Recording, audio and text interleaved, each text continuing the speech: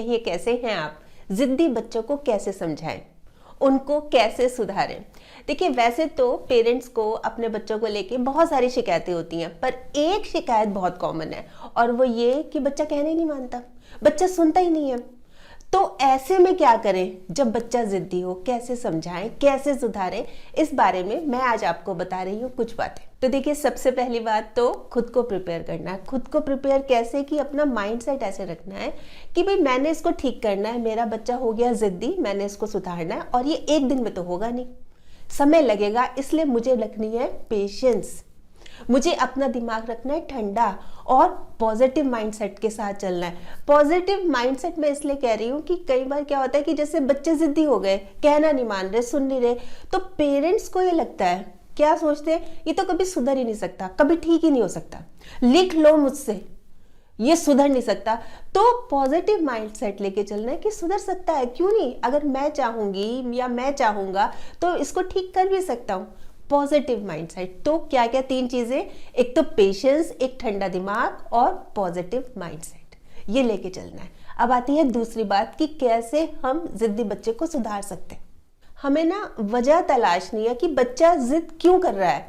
वजह जब तक नहीं तलाशेंगे तब तक हम उसको ठीक भी नहीं कर सकते।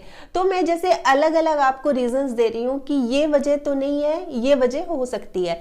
जैसे कि बच्चा ट्वीन से टीन्स में जा रहा है, यानी 10 से 14 साल का है मान लीजिए, तो जो उसके हार्मोनल चेंजेस हैं, देखिए बॉडी में तो चेंजेस आते हैं, लड़का हो लड़की हो, बच्चे के शरीर में बदलाव आते हैं। तो हार्मोनल चेंजेस तो नहीं है इसकी जिद की वजह, क्योंकि उसमें बड़ा अजीब सा वियर्ड सा बिहेव करने लग जाते हैं बच्चे, मतलब जिद्दी से हो जाते हैं, चिड़चिड़े से हो जाते हैं, मूड स्विंग करने लगता है, कभी खूब अच्छे से बात कर रहे हैं, कभी अच्छे से बात नहीं कर रहे, चुपचाप बैठे हैं। तो ये प्रॉब्लम तो नहीं है कहीं, ये समझनी भी बहुत ज़्यादा ज़रूरी है। या फिर इस एज में कोई फ्रेंड्स ऐसे हैं जिसकी वजह से इसके ऊपर नेगेटिव असर पड़ रहा है। हमने हर पहलू पे विचार करना है। फिर जैसे मान लीजिए अब हम कम एज में आते हैं, जैसे 8-10 साल का है बच्चा, और पेरेंट्स जो हैं दोनों जॉब करते हैं, दोनों ऑफिस जाते हैं, घर पे नहीं रहते, तो बच्चा अकेला रहता है, चिड़चिड़ा रहता है।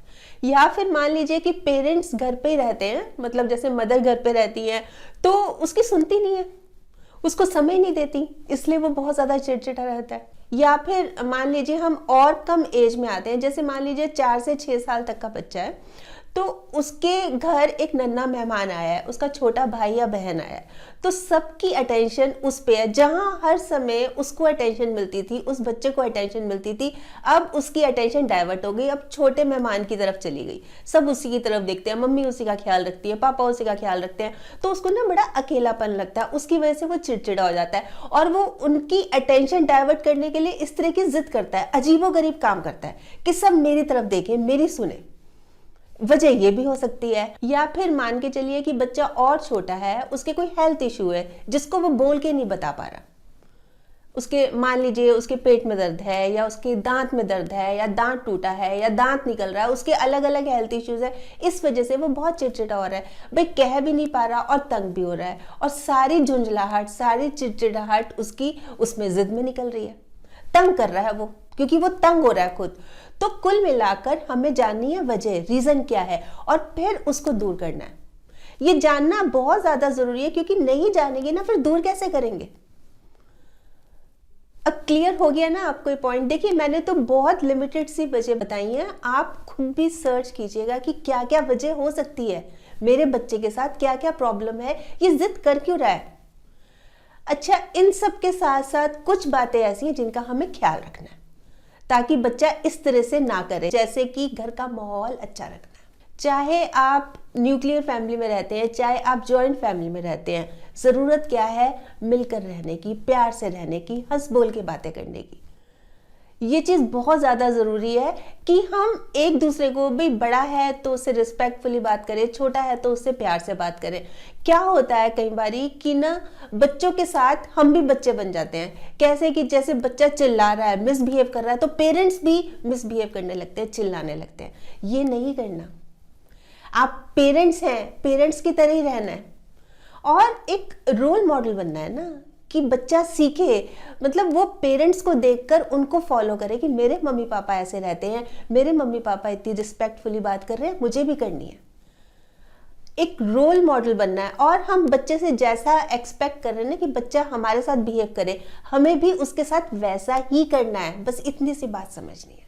फिर इसी के साथ साथ बच्चों को समझाएं नहीं, समझे, उनका पॉइंट ऑफ व्यू क्या है, उनका नजरिया क्या है, वो क्या सोचते हैं। देखिए हम तो पेरेंट्स हैं, हम कई बार क्या करते हैं कि ना हम ये सोच लेते हैं हम तो पेरेंट्स हैं, हम तो कुछ भी कह सकते हैं, भाई तुम्हारी माँ हूं मैं, तुम मुझसे जबान लड़ाओगे क्या, तुम्हारा बाप हूं मैं, मुझे बोलोगे क्या तुम, तो इस तरह से सोचते हैं ना। तो ठीक है आपने जन्म दिया है, पर ये भी नहीं है कि आपकी प्रॉपर्टी हो गए, वो भी इंसान है, उनकी भी अपनी लाइकिंग डिसलाइकिंग है, आप ऐसे कैसे बात कर सकते हैं। वो इंडिविजुअल पर्सनैलिटी है, ठीक है आपके बच्चे हैं, पर आपको भी तो थोड़ा सा संयम से काम लेना होगा ना, थोड़ा सा आराम से बात करो, उनके पॉइंट ऑफ व्यू से उनका नजरिया देखो। ऐसे कैसे आप रूडली बात कर सकते हो, मिसबिहेव कर सकते हो कि बस हाँ मैं तो माँ हूं तुम्हारी, तुम्हारी हिम्मत कैसे हुई मेरे आगे बोलने की। हम बहुत रूडली बात कर जाते हैं कई बार, तो उनको समझने की कोशिश करनी चाहिए कि वजह क्या है, ये जो जिद कर रहे हैं वजह क्या है। देखिए आप ये सोच रहे होंगे, जैसे बहुत सारे पेरेंट्स के मन में आ रहा होगा भाई हम तो ऐसे नहीं थे, हम जब छोटे थे तो देखिए समय बदलता रहता है ना, तो अब वो समय नहीं रहा। ये ठीक है कि पहले समय में ऐसा होता था कि पेरेंट्स ने अगर बच्चों को बोल दिया कि बाहर धूप में खड़े हो जाओ, एक सजा दे दी मान लीजिए, तो बच्चा हिम्मत नहीं करता था, वो चुपचाप धूप में खड़ा हो जाता था, उसकी हिम्मत नहीं होती थी पूछने की कि मुझे क्यों धूप में खड़ा कर दिया, मतलब ही नहीं था। और आज देख लीजिए, आज बच्चों को बोल दीजिए कि जाओ धूप में खड़े हो जाओ, तो बोलेंगे कि आप ही खड़े हो जाओ, मैं क्यों जाऊं। या जैसे बच्चा है घर में, मम्मी और बच्चा टीवी देख रहे हैं, तो मम्मी ने बच्चे को बोला कि पानी ले आओ, तो बोला कि अभी ठहर जाओ, अभी मैं टीवी देख रहा हूँ। फिर जब मदर उठेगी किसी काम से तो उसको बोल देगा, मदर को बोल देगा कि मेरे लिए भी पानी ले आना। बहुत टैक्टफुली हैंडल करना है, कोई जरूरत नहीं है रूड बोलने की, कोई जरूरत नहीं है बहस करने की, बहस भी बहुत बार कर लेते हैं, मतलब बच्चा बोल रहा है इक्वली उसके बहस कर रहे हैं, नहीं इस तरह से भी नहीं करना। बहुत सिचुएशन को बहुत टैक्टफुली हैंडल करना है, और फिर मतलब पहले उनको अच्छे से सुनना है, सुनना बहुत जरूरी है कि उनका पॉइंट ऑफ व्यू क्या है, वो क्या कहना चाह रहे हैं, वो क्या समझ रहे हैं, और फिर सही या गलत उनको बताना है कि क्या सही है क्या गलत है। अब जैसे कि बच्चा बहुत देर तक मोबाइल गेम खेलता है ना, तो पेरेंट्स उसको क्या बोल रहे हैं कि जैसे उसको समझा रहे हैं कि ज़्यादा मत खेला करो, फिर किसी का एग्जाम्पल दे रहे हैं, मान लीजिए कोई फैमिली में, कोई फ्रेंड्स में कोई बच्चा ऐसा था जो कि बहुत ज़्यादा मोबाइल पर गेम्स खेलता था, तो उसकी आइज़ बहुत ज़्यादा दर्द करने लगी, आइज़ में फिर उसके मोटा सा चश्मा चढ़ गया। तो इस तरह के एग्जाम्पल देके अगर बताएंगे ना कि देखो उनके साथ भी ऐसे हुआ था, उनको इतना मोटा चश्मा चढ़ गया, फिर आपको भी दिक्कत ना हो जाए, इसलिए थोड़ा सा कम करो, तो बहुत प्यार से बहुत अच्छे से समझाएंगे, तो मतलब ही नहीं कि बच्चा नहीं समझे। अब आता है 5th पॉइंट, और वो है कंपैरिजन। बहुत करते हैं, बहुत तुलना करते हैं बच्चों की, भाई कोई फैमिली में है, कोई उसके भाई बहन है बच्चे के, या कोई फ्रेंड सर्कल में है, बहुत ज़्यादा कंपैरिजन, ये तो ऐसा, वो तो ऐसा, तुम तो ऐसे नहीं, तुम तो ऐसे नहीं, बहुत ज़्यादा। उसको देखो वो कितना अच्छा, वो कितना बढ़िया कर रहा है, तो मान के चलिए प्लस माइनस पॉइंट्स हर एक में होते हैं। और ये जो कंपैरिजन है ना, ये बच्चे को ना अंदर तक इतना गुस्सा आ जाता है। देखिए मैं आपको एक छोटा सा एग्जांपल देती हूँ कि एक बच्चा है और वो अपनी मम्मी को बोल रहा है कि मेरी फ्रेंड की मम्मी तो देखो कितनी स्मार्ट है, कितनी पतली दुबली सी है, बहुत ही स्मार्ट है, आप तो ऐसे नहीं हो। तो कैसा लगेगा, कैसा लगेगा, अच्छा नहीं लगेगा ना। क्या है ये कंपैरिजन क्यों कर रहे हो, उसकी मम्मी अलग है, मेरे में ये खास बात है, आएगी ना मन में फीलिंग। कंपैरिजन किस लिए कर रहे हो, तो हम जब बच्चे का कर रहे हैं तो क्या उसको बुरा नहीं लगता, वो भी तो इंसान है, कोई अलग दुनिया का थोड़ी ना है। तो कंपैरिजन तो बिल्कुल ही नहीं करना। हर एक बच्चे में प्लस माइनस पॉइंट्स होते हैं, इसमें भी हैं, इसमें भी तो कोई खास बात तो है। देखिए जरा अपने बच्चे में क्या खास बात है, होती है समझने की, देखने की जरूरत है, बस कंपैरिजन नहीं करना। फिर इससे एक्सट्रीम क्या करते हैं, बुराई करने लगते हैं। अच्छा बुराई भी बच्चे के सामने, जैसे मान लीजिए कि पड़ोस की कोई आ गए, उनके सामने, अरे तो बहुत ही आलसी है मेरा बच्चा, तो तुम्हारा देखो कि कितना एक्टिव है, ये तो बहुत आलसी है। बच्चे के सामने बच्चे की बुराई, तो बच्चे को ना चिढ़ हो जाती है एकदम से, वो ना फिर लगता है कि क्या है ये, मेरे पेरेंट्स किस तरह से करते हैं ना, मेरे बारे में बात कर रहे हैं। तो अगर हमें कोई बात ही करनी है या बच्चे की कोई चीज पसंद नहीं है, तो बच्चे को ही बोलो ना, बच्चे को सुधरना उसको है ना, पड़ोसियों को थोड़ा ना सुधरना। तो बच्चों से बात करो ना खुल के कि आप में ये कमी है, ये माइनस पॉइंट है, ये चीज ठीक नहीं है, इसको ठीक करो। तो ये बातें तो आपस में करो। हाँ, बच्चे में अगर कोई अच्छी बात है, कोई प्लस पॉइंट है, जरूर अप्रिशिएट करो, सबके सामने करो, खुल के करो, उससे बच्चे का कॉन्फिडेंस बिल्टअप होगा। और जहां हमने बुराई की वहीं पे वो जिद्दी सा हो जाएगा, चिड़चिड़ा सा हो जाएगा, उसको अच्छा नहीं लगेगा। उसको एक तो अपने पेरेंट्स अच्छे नहीं लगेंगे क्योंकि वो बुराई करते फिर रहे हैं, और दूसरा जिनसे वो कर रहे हैं उनको वो लोग भी नहीं अच्छे लगेंगे। अच्छा, एक ये है कि जबरदस्ती भी नहीं करनी चाहिए इन सब के साथ साथ। जैसे एक तो कंपैरिजन हो गया, एक बुराई होगी, एक जोर जबरदस्ती, पढ़ो पढ़ो पढ़ो, पढ़ते नहीं हो तुम, पढ़ते नहीं हो, बहुत आम शिकायत रहती है। रीजन तो जानो ना, क्यों नहीं पढ़ रहा, वजह क्या है? क्या उसको कोई सब्जेक्ट नहीं समझ आ रहा, या स्कूल में कोई टीचर से बात हुई? रीजन क्या है? देखिए, जब तक हम वजह नहीं जानेंगे ना, बात की गहराई तक नहीं जाएंगे ना, तब तक ऊपरी ऊपरी दिखावा रह जाएगा। वो बैठ जाएगा किताब लेके, बैठा 1 घंटे तक बैठा हुआ है किताब लेके, ध्यान ही नहीं है, उसका क्या फायदा हुआ? पढ़ाई में ध्यान लगे ना। रीजन क्या है, रीजन जानो ना, फिर टीचर से बात करो, बच्चे से बात करो, खुल के बात करो कि वजह क्या है। उसकी जो पसंद नापसंद है उसको समझने की कोशिश करनी चाहिए, उसका इंटरेस्ट किस चीज में है, वो क्या करना चाह रहा है, और जिस चीज में वो इंटरेस्ट ले रहा है ना उसमें खुद भी इन्वॉल्व हो, बजाय क्या है फालतू की चीज। जैसे बच्चा एक कार्टून बहुत शौक से देखता है, बहुत शौक है उसको कार्टून देख, क्या फालतू की कार्टून है, क्या टाइम वेस्ट कर रहा है बैठ के, मतलब इस तरह से बोल देंगे। आप खुद भी बैठो, इंजॉय करो उसके साथ, उसके जो कार्टून कैरेक्टर्स हैं उसके नाम याद रखो, उससे उसके बारे में बात करो, बच्चे को बहुत अच्छा लगेगा। देखिए, बच्चे के साथ बैठेंगे, टाइम स्पेंड करेंगे, खुलकर बातें करेंगे, उनको एज ए दोस्त समझकर उनके साथ घुल मिल कर बातें करेंगे तो बच्चों को अच्छा लगेगा। फिर वो बहुत ऐसी बातें हैं जो आपसे शेयर करेंगे। आप बैठेंगे नहीं, जब भी आएंगे लेक्चर देने लगेंगे, गुस्सा करने लगेंगे, हाथ उठाने लगेंगे, बच्चा कहाँ पसंद करेगा आपको? फिर आप बोलते हैं बच्चा जिद्दी हो गया। तो रखना है इन बातों का ख्याल। अब आता है 6 पॉइंट कि क्या ध्यान रखें। देखिए, बच्चा जिद्दी ना बने इसके लिए बेस्ट क्या है कि रूल्स बने हो अपने घर के। हर एक घर के अपने अपने रूल्स होते हैं, तो हम भी रूल्स बना के रखें और उसमें अपनी डेली रूटीन सेट हो।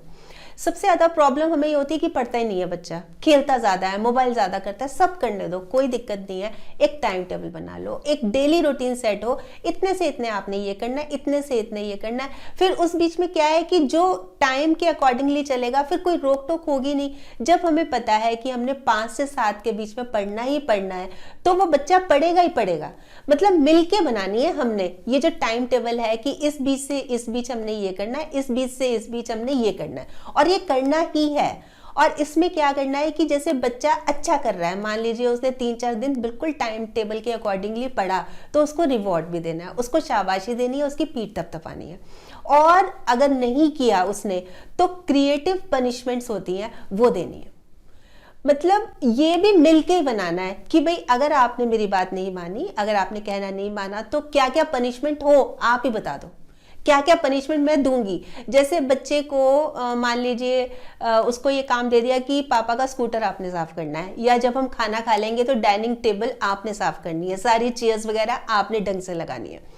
अलग अलग चीजें हो सकती है। जो भी चीज आपको पता है कि बच्चे को करनी पसंद नहीं है, वो इसलिए कि जब पता है ना कि मैंने अगर ये फॉलो नहीं किया तो मुझे वो काम करना पड़ेगा जो कि मुझे पसंद ही नहीं है, तो बच्चा उस काम को तो करेगा ही करेगा कि ये मैं करना नहीं चाहता, इसलिए वो काम तो मैं कर लूं। इसलिए वैसे ना क्रिएटिव पनिशमेंट के ऊपर तो मैंने एक काफी टाइम पहले वीडियो भी बनाई थी, मैं उसका लिंक नीचे दे रही हूँ।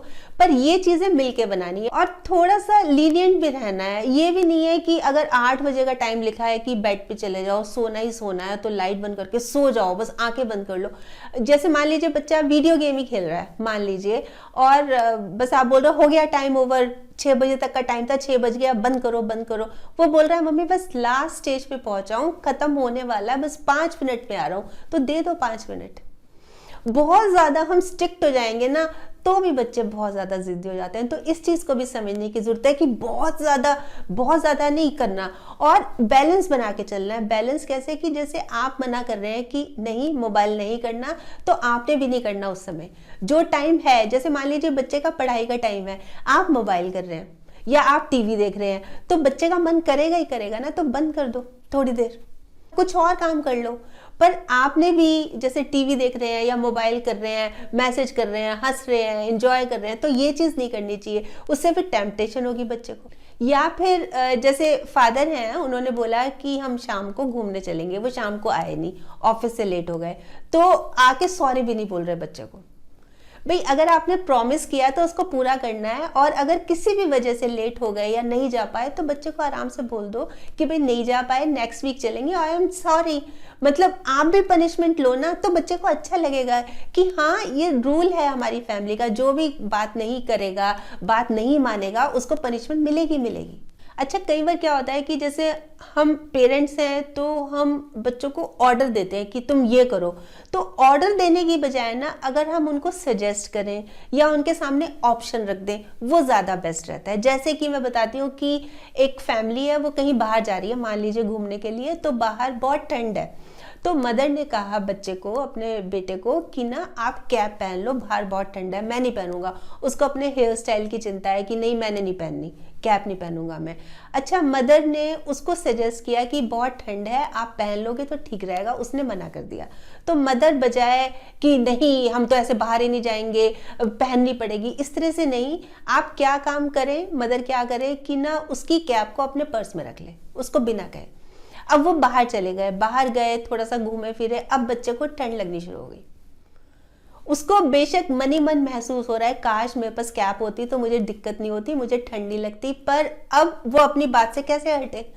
और मदर लाई हुई थी कैप, मदर ने उसको कैप दे दी चुपचाप। अब उसको रियलाइज हो गया ना, तो एक बार जैसे बच्चा अगर कोई जिद कर रहा है तो एक बार करने दे, उसको खुद रियलाइज होने दे कि हाँ मैं सही हूं कि गलत हूं। फिर उसको खुद ही रियलाइज होगा कि हाँ ये तो मैंने गलत किया, वाकई में ठंड थी, अगर मैं कैप नहीं पहनता तो बहुत दिक्कत हो जाती। तो कई बार बच्चों को मौका भी देना चाहिए, उनको रियलाइज कराना चाहिए, मतलब बैलेंस बना के चलना है। देखिए बहुत ज़्यादा स्ट्रिक्ट भी नहीं होना, बहुत ज़्यादा लीनियंट भी नहीं होना। जहाँ बहुत ज़्यादा स्ट्रिक्ट हो गए ना, वहाँ भी बच्चे जिद्दी हो जाते हैं, और जहाँ लाड प्यार दे दिया ना, बहुत प्यार दे दिया, बहुत पैम्पर कर रहे हैं, तो वहाँ भी बिगड़ जाते हैं। अब आता है 7th पॉइंट कि बच्चों का ख्याल रखें, बहुत ज़्यादा ज़रूरी है। देखिए फिजिकली और मेंटली। फिजिकली यानी कि बच्चा अच्छी नींद ले, है ना, अच्छी डाइट ले, खान पान उसका बहुत बहुत अच्छा हो, पौष्टिक हो। कई बार क्या होता है जंक फूड पे ही रह जाते हैं, बस जंक ही खाना है, बाहर का खाना है, घर का खाना ही नहीं है। तो बच्चों को एनकरेज करना है, अच्छी अच्छी डाइट हो, उनकी पौष्टिक डाइट हो, नींद अच्छी हो, और खूब घूमे फिरे, खेले कूदे, ये चीज़ बहुत ज़्यादा ज़रूरी है। हम एज ए पेरेंट एक ही चीज़ पे कंसंट्रेट करते हैं, बस पढ़ो पढ़ो पढ़ो। देखिए पढ़ाई करनी चाहिए, ये तो बहुत ही इंपॉर्टेंट है, पर उसके साथ साथ ये चीज़ें भी इंपॉर्टेंट है कि अच्छी नींद हो, अच्छी डाइट हो, और खूब खेले कूदे। सब चीज़ें साइड बाय साइड चलनी चाहिए, सिर्फ पढ़ाई पढ़ाई पढ़ाई नहीं होनी चाहिए, सब कुछ होना चाहिए, उनकी कंप्लीट डेवलपमेंट चाहिए हमें। और इसी के साथ साथ मेंटली में भी, जैसे हम सोचते हैं ना फिजिकली और मेंटली में जैसे उनको खूब सारे उनके साथ ब्रेन गेम्स खेलें, पजल खेलें, क्विज खेलें, उनको न्यूज़पेपर पढ़ने के लिए मोटिवेट करें कि हाँ न्यूज़पेपर पढ़ो आप, फिर हम इससे क्वेश्चंस पूछेंगे कि आज क्या हुआ, मतलब बहुत तरह की चीज़ें हैं। और बच्चों को अच्छी अच्छी मोटिवेशनल वीडियोस दिखाएं या अच्छी अच्छी कहानियां सुनाएं, बहुत फर्क पड़ता है उनका ना, फिर जो माइंडसेट है वो पॉजिटिव डायरेक्शन में जाता है। अगर लड़ाई झगड़े की कहानियां पढ़ेंगे फिर माइंडसेट उनका उस तरफ जाएगा, और हमने कोशिश करनी है कि माइंडसेट उनका पॉजिटिव रहे। अच्छी अच्छी बातें हम खुद पढ़ें, उनको सुनाएं, या उनको अच्छी अच्छी बुक्स ला के दें, उनको अच्छी अच्छी वीडियोस दिखाएं, बहुत फर्क पड़ेगा। फिर आप खुद ही कह उठेंगे कि हाँ बच्चा अब जिद्दी नहीं रहा। देखिए बहुत प्यार से हैंडल कर सकते हैं, एक उनको हक देकर, उनको अपने गले से लगाकर, क्या प्रॉब्लम है, उनके बालों पर हाथ फेरकर, उनको अपना बनाकर, क्यों नहीं हम उनका दिल जीत सकते। क्यों कहते हैं जिद्दी हो गए, हम कर सकते हैं उनको ठीक, कोई बहुत ज़्यादा मुश्किल काम नहीं है। जैसे स्टार्टिंग में बताया था ना, पेशेंटली, कूलली और पॉजिटिव माइंडसेट से हम बहुत कुछ कर सकते हैं, यकीन मानिएगा बहुत कुछ कर सकते हैं। वैसे आप बताइए, आप क्या सोचते हैं, ज़रूर बताइएगा, आपके कमेंट्स का मुझे इंतज़ार रहेगा। और हाँ, अगर आपने मेरा ये यूट्यूब वाला चैनल अभी तक सब्सक्राइब नहीं किया तो प्लीज़ कर लीजिएगा, और इसमें इसी के साथ साथ जो बेल आइकॉन है ना, ये भी दबा दीजिएगा, ताकि जब भी जैसे मैं कोई वीडियो अपलोड करती हूँ आपके पास नोटिफिकेशन या मैसेज आ जाए। और अगर आपको ये वीडियो अच्छा लगा, आपको लग रहा है कि हाँ किसी और के काम भी आ सकती है, तो प्लीज़ आप इसको शेयर भी ज़रूर कर लीजिएगा। ठीक।